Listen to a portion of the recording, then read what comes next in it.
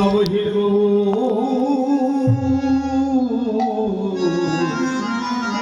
আমার যেই পদে মনে যেই পদে মনে আদি আপনি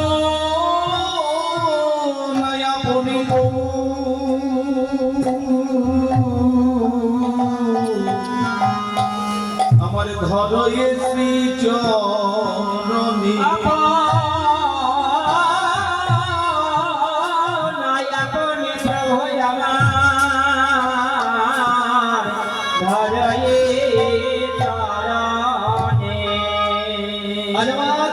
পদকর্তা প্রথমেই বললেন কি অন্তে কৃষ্ণ বহির গৌর। যেদিন আমার রাধা রানী আমার বললেন আমি কি করব জানো, আমি যখন ওই এই বৃন্দাবন ছেড়ে যখন নদিয়ায় নবদ্বীপে উদয় হব তখন আমি কি করব জানো বধূ? কৃষ্ণকে বলছেন তোমাকে আমি বুকে করে নিয়ে ঘুরে বেড়াবো, বুকে করে নিয়ে ঘুরে বেড়াবো আর বাইরে আমি রইব। বলে কেন? এই যে কথাটি হচ্ছে কখন না আমার যখন প্রভাস যজ্ঞে আমার প্রভাস যজ্ঞের প্রভাস মিলনের আগে 100 বর্ষ আমার রাধা রানী বিরহ যন্ত্রণা ভোগ করেছিলেন। তারপরে আমার রাধা রানী কথা দিলেন, রাধা রানীকে আমার গোবিন্দ কথা দিলেন, হে রাধে তুমি আমার জন্য 100 বর্ষ বিরহ যন্ত্রণা ভোগ করেছো, আমিও কি করবো জানো?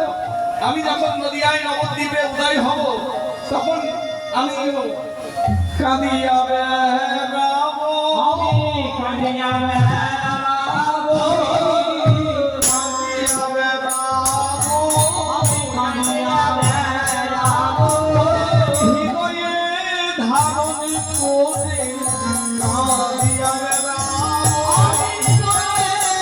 হৃদয়ে ধারণ করে হৃদয়ে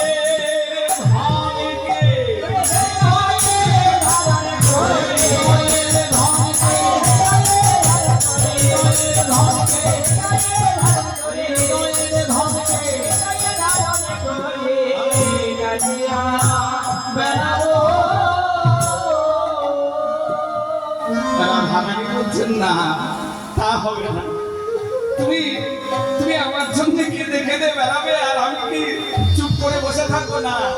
আমি কি করবো জানো হে বধূ?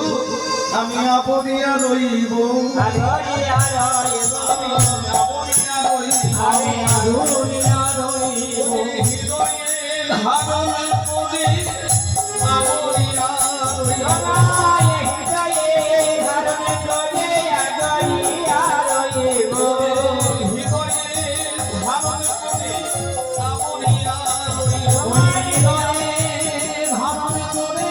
আপনিয়া রইব, বলে তুমি আবরিয়া রইবে কেন? বলে কেন জানো? তুমি যদি ধুলাই গড়াগড়ি দাও গায়ে ধুলা লাগবে, আমি ধুলা লাগিয়ে দেব না, ধুলা লাগবে দেব না, আমি ধুলা লাগবে দেব না, বাইরে আমি রইব, ধুলা লাগবে দেব না,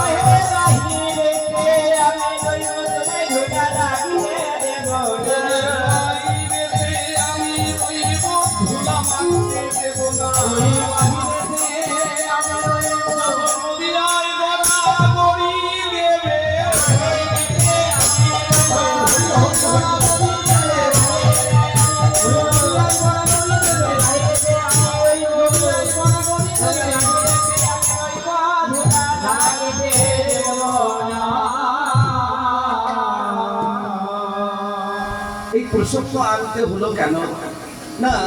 এই প্রথমেই পদকর্তা বললেন কি অন্তে কৃষ্ণ বহির গৌর, অন্তে কৃষ্ণ বহির গৌর। যেই পরে মনে, যেই মনে পড়েছে সে কি করেছেন? আমার গৌর হরি, আমার নবদ্বীপ বিহারী গৌর হরি করছেন কি নিজেই নিজের চরণ ধরে ঘাটছেন।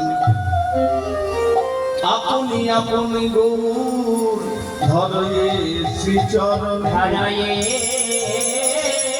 শ্রী চরণে, আরে আপনয়া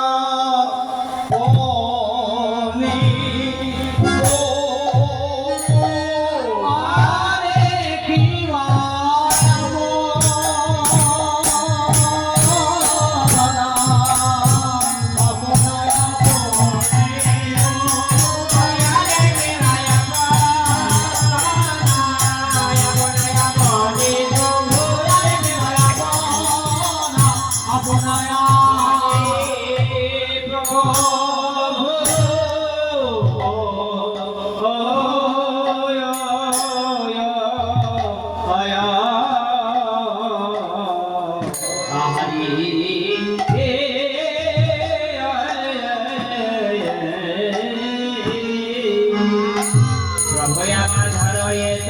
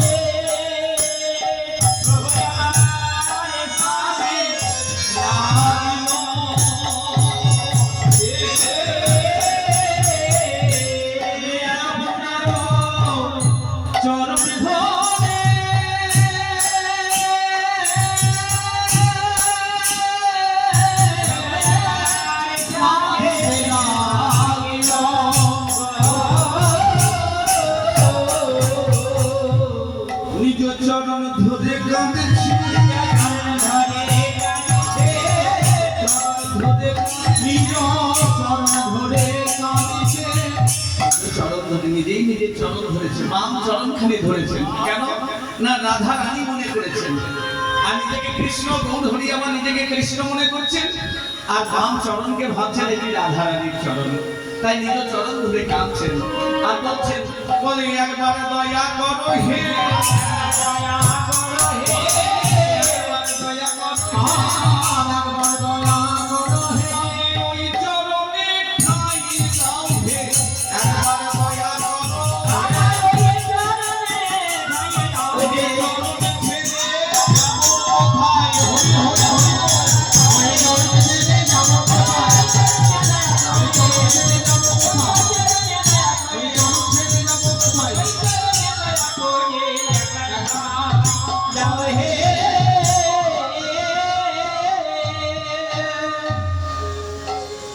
ভক্তরা আমার দেখছেন, দেখি আমার মহাপ্রভুর কিভাবে হৃদয় হয়েছে।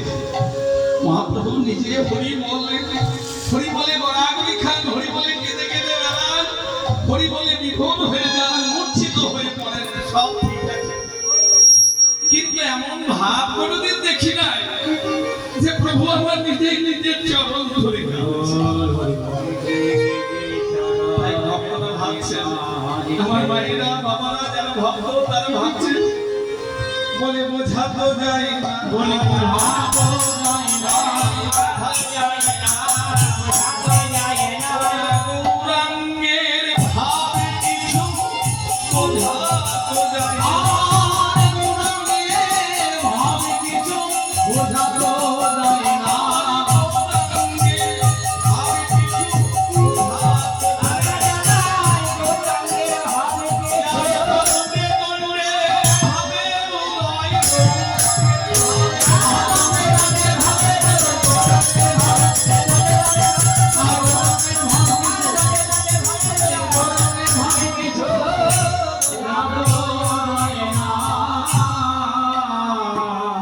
দেখিয়া গৌরাঙ্গ ভাব,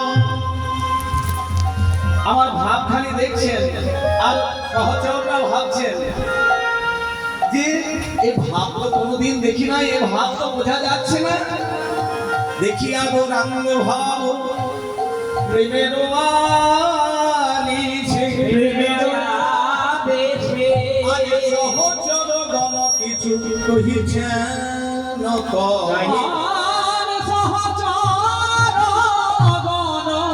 কিছু কহিছেন তবে।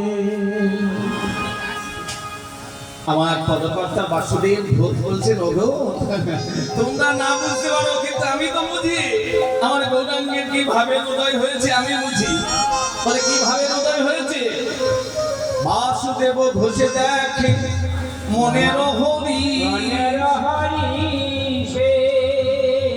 আজ মানে ভাব তোরা চান করিলাম,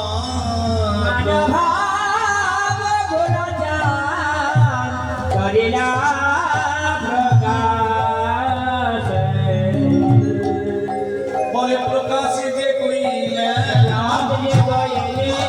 প্রকাশ যে কইলে, প্রজ্বলিলাম ভাবে তোরা, প্রকাশ যে কইলে,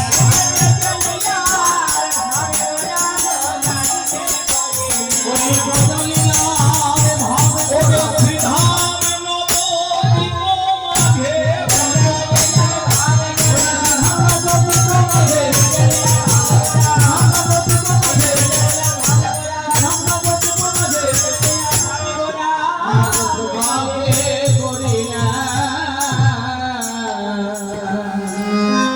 মানে ভাবো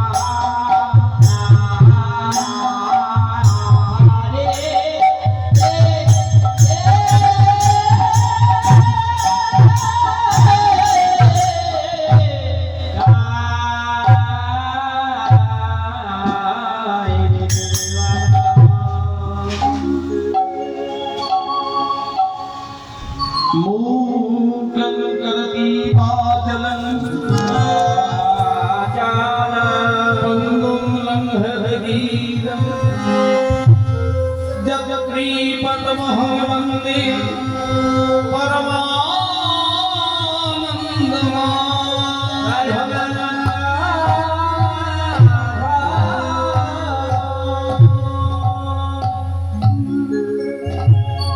जय गुरु जय निताय। आज আমরা সমবেত হয়েছি সাধারণত হরিনাম হয় আসরে, যেখানে হয় কি আমার হরিবাসর করা হয়, সেই হরিবাসরে হরিনাম হয়। কিন্তু আজকে উপলক্ষ একটু আলাদা। আজকে সাধ্য বাসরে হরিনাম, আর এই সাধ্য বাসরে হরিনামের প্রচলন আজ থেকে নয়, সেই আমার কলিযুগ যেদিন থেকে শুরু হয়েছে, সে তখন থেকে রাজা পরীক্ষিত আমার সেই ব্রহ্ম সাপ পেলেন। তখন আমার রাজা পরীক্ষিতকে আমার এই হরিনাম শোনালেন কে? আমার সুখদেব গোস্বামী। আর সেদিন সুখদেব গোস্বামী বললেন যে দান যজ্ঞ তপ ক্রীড়া সাধ্য যত পিতৃতর্পণ সকল নিষ্ফল রাজন হরি সংকীর্তন।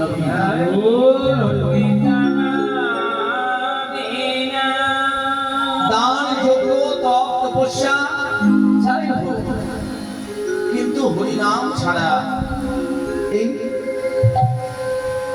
সাধ্য ক্রিয়া সম্পূর্ণ হয় না। কারণ কি? আমার এই হরিনামে বুঝিয়ে দেয় কি আমাদের প্রত্যেককে একদিন এই সংসারের মায়া ত্যাগ করে চলে যেতে হবে। যেদিন আমার ধর্মক্ষেত্রে কুরুক্ষেত্রে একদিকে কৌরবদের সৈন্য আর একদিকে পাণ্ডবদের সৈন্য, দুদিকে দুই পক্ষ হাজির হয়েছে। বীর অর্জুন সম্মুখে কৌরবদের দেখে, গুরুকে দেখে, পিতামহকে দেখে বললেন, কৃষ্ণকে বলছেন, হে কৃষ্ণ আমি আর যুদ্ধ করব না।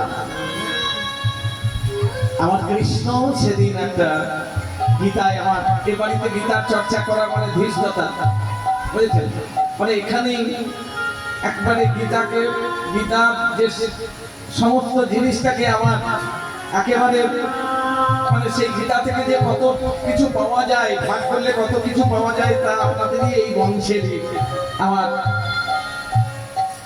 মাস্টার মশাই দেখিয়ে গেছেন। তিনি বই লিখে গেছেন, সে বই আমার কাছেও আছে। আমার পিতার কথা বলছি। তা আর শুধু মনের নয়, মানে এই রাউতারা গ্রামের কিছু কিছু ব্যক্তি আছেন যাদের কথা মানে যারা আমরা জানি যে তারা কিরকম ব্যক্তি, তারা নিজে নিজেই মানে একেবারে সমৃদ্ধ হয়ে আছেন। তাদের কাছে কিছু বলা মানে একটু ধৃষ্টতা হয়, কিন্তু এই আসন যখন বেশাসন পাওয়া গেছে, দুটো বক্তব্য না রাখলে নয়, কারণ এখান থেকে প্রচারটা হয়। তা যাই হোক, তা আমার সেদিন আমার ধর্মক্ষেত্রে কুরুক্ষেত্রে যুদ্ধ করবো না যখন বললেন, তখন আমার কৃষ্ণ কি বললেন, অর্জুন তুমি কি বলছো, এ কি বলছো? দেহি অস্মিন যথা দেহে কৌমারং যৌবনং জরা তথা দেহান্তর প্রাপ্তি ধীর পুত্র নমুচ্ছতে। যখন যেমন আমরা শৈশব থেকে কৈশোর, কৈশোর থেকে যৌবন, যৌবন থেকে যেমন বার্ধক্য হয়, তেমনি একদিন মৃত্যু হয়। এই মৃত্যুটাকে স্বাভাবিক ভাবে মেনে নেওয়াটাই হচ্ছে বুদ্ধিমানের কাজ।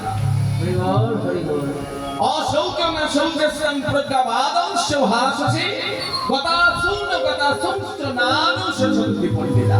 বলে পণ্ডিতগণ, কে গিয়েছে কে থেকেছে তার জন্য কেউ কখনো শোক প্রকাশ করেন না। কাজে তুমি কেন শোক প্রকাশ করছো? আর শোনো, এই যে আমরা জামা কাপড় পরে যখন ছিঁড়ে যায়, তখন আমরা কি করি? তাকে আমাদের ত্যাগ করতে হয়।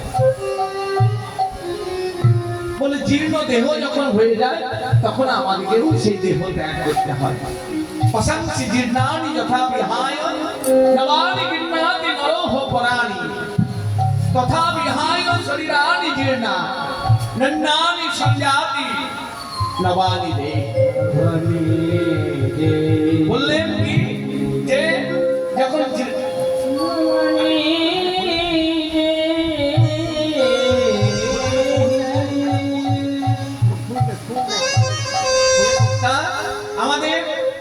এই দেহ যেমন জীর্ণ বাস যখন হয়ে যায়, জীর্ণ বাস কি করতে হয় না পরিত্যাগ করতে হয়। এই জীর্ণ বাস যখন হয় তখন পরিত্যাগ যেমন করে, তেমনি আমাদেরকে যখন এই দেহ যখন ছিন্ন হয়ে যায়, জীর্ণ হয়ে যায়, তখন আমাদেরকে সেই দেহ ত্যাগ করতে হয়। আমার যিনি যার কথায় যার সাথে এই হরিনামের আয়োজন, তিনি এক বিশেষ ব্যক্তি এবং আমার পিতার সঙ্গে আমার বাবার সঙ্গে বিশেষ সম্পর্ক ছিল। যাই হোক, আমরা জানি যে তিনি কেমন ভাবে এই সংসারে বাস করে গেছেন। তার দেহখানি বয়স যাই হোক, পিতার যারা সন্তান সন্ততি রয়েছে তাদের আর 2 বছর আর 5 বছর থাকলে কোন না ছেলের ভালো লাগে, কিন্তু আমরা যারা বুঝি তারা কি বলবো, না একদিন ছেড়ে যেতেই হবে। আর আজকের দিনের জন্যই এই পুত্র কামনা করা হয় যে পুত্র আমার এই সাধ্য বাসরে আমার সাধ্য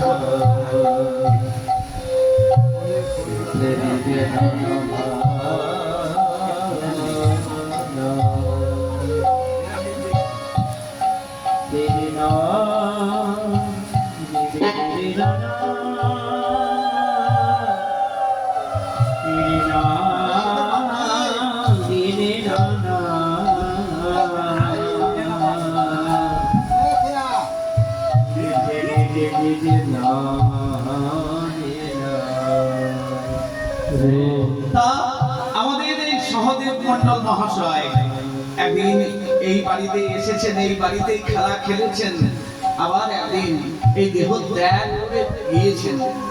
এর জন্য বলল কি না, জাতস্যহি ধ্রুবং মৃত্যু ধ্রুবং জন্ম মৃতস্য চ। যার জন্ম হয়েছে তার মৃত্যু হবে, আর যার মৃত্যু হয়েছে তার আবার জন্ম হবে। এই পুনর্জন্ম নিয়েই কিন্তু আমাদের সনাতন ধর্মটা আমাদের ভিত্তি, যে আমাদের সনাতন ধর্মের ভিত্তি হচ্ছে পুনর্জন্ম। আবার জন্ম পাবো বা একই দিনে, দেখুন এই পুনর্জন্ম না থাকলে আমাদের ঠিক ব্যাখ্যা করা হয় না। কিরকম না, একই দিনে একই সময়ে দেখুন একজন রাজবাড়িতে জন্মগ্রহণ করছে, আর একই সময়ে দেখবেন একজন ঠিক মাঠের ওই আলে জন্মগ্রহণ করছে। এই দুজনে একই সময়ে একই তিথিতে একই নক্ষত্রের মধ্যে তাদের দুজনের জন্ম হচ্ছে। একজন সোনার চামচ নিয়ে মুখে নিয়ে জন্মগ্রহণ করছে, আর একজন একেবারে গরিব, মানে কষ্ট সহ্য করতে হরিও সারা জীবন পেরিয়ে যাচ্ছে।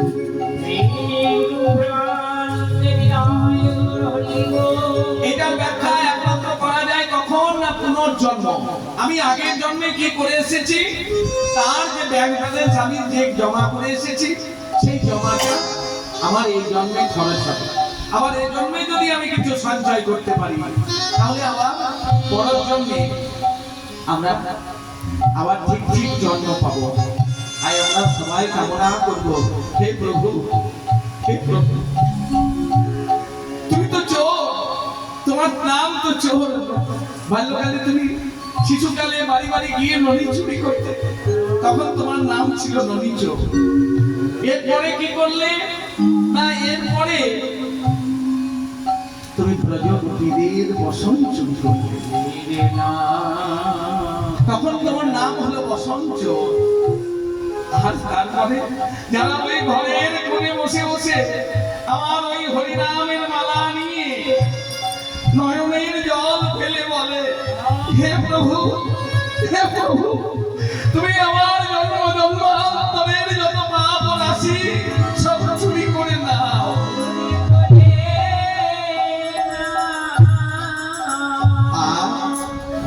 আর আমায় একটি আশীর্বাদ করে যাও, যেন শেষের দিনে দেখা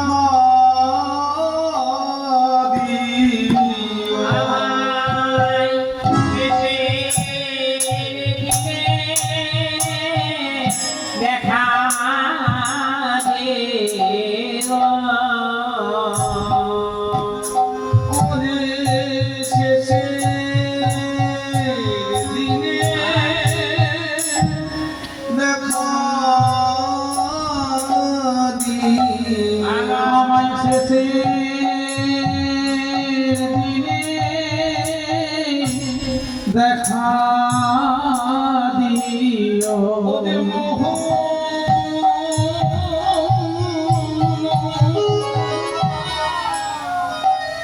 মুরলী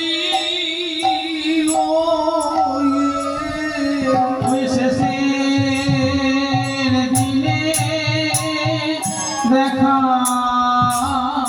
দিও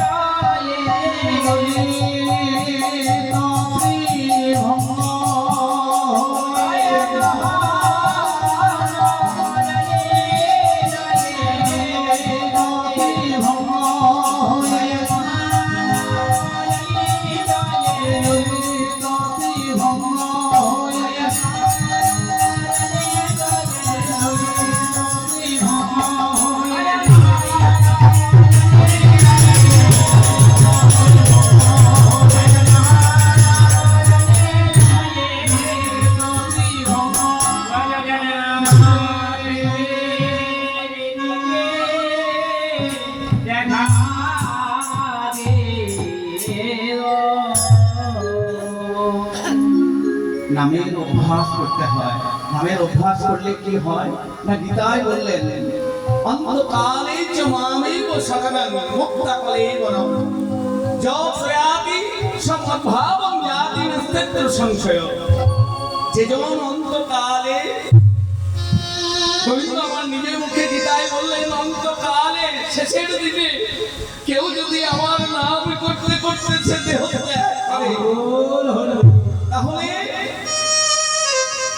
ওই দেহ ত্যাগ করার পর আমাকেই পায়, এতে কোনো সন্দেহ নাই, নাস্ত্যত্র সংশয়। অন্তকালে চ মামেব শরণং মুক্তকালে বরং যৎপ্রয়াতি সমদ্ভাবং যাতি নাস্ত্যত্র সংশয়। মানে আমি হরিনাম বুঝি না, আমি হরিনাম করি না, এ বললে উপায় নেই। কলিযুগের মহামন্ত্র, কলিযুগের উদ্ধারের মন্ত্রই হচ্ছে হরিনাম। হরিনাম আপনাকে জেনেই হোক, না জেনেই হোক, না বুঝেই হোক, আর বুঝেই হোক, করতে হবে। কারণ এটি হচ্ছে যুগ ধর্ম। প্রত্যেক যুগের এক একটি ধর্ম আছে, কলিযুগের ধর্ম হলো হরিনাম সংকীর্তন। আমরা সবাই মিলেছি, আমরা আশা করব, আমরা সবাই আকুতি জানাবো আমার প্রভুর কাছে, রাধা গোবিন্দের চরণে যেন আমার ঠাকুর শহরের মন্ডল মহাশয়ের যেন আত্মার গোবিন্দ চরণ লাভ করতে পারে। নিতাই গৌর হরি হরি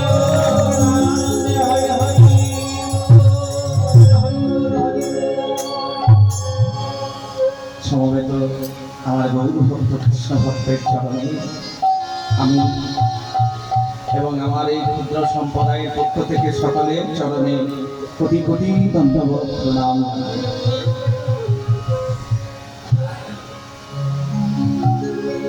সকলে চরণ ধুলি মাথায় নিয়ে আমরা একটু লীলা আস্বাদন করি।